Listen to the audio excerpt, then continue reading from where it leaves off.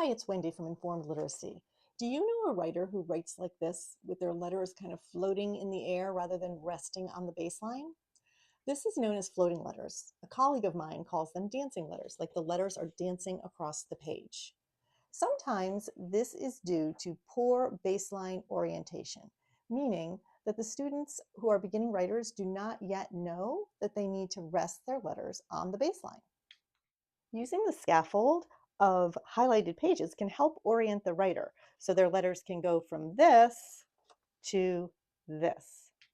For students who are a bit older, floating letters can indicate underdeveloped spatial planning or underdeveloped spatial awareness, meaning that the child struggles to determine where the letter should sit relative to other letters on the page. Highlighted pages can offer support for these writers as well. Similarly, floating letters can indicate weak eye-hand coordination. And again, highlighted pages can help support these learners. Another thing to keep in mind is cognitive overload. I like to call it brain space. Students only have so much brain space. And when beginning writers or struggling writers are overly focused on how to form the letters, they can sometimes forget where to place the letters. Highlighted pages can help diminish this cognitive overload. Here's a final tip.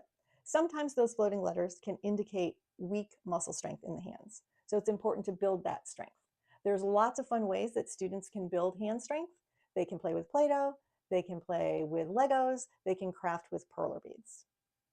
Be sure to follow Informed Literacy on all of our social media platforms: YouTube, TikTok, Facebook, and Instagram. Shoot us a DM if you have a question. We love supporting teachers and families.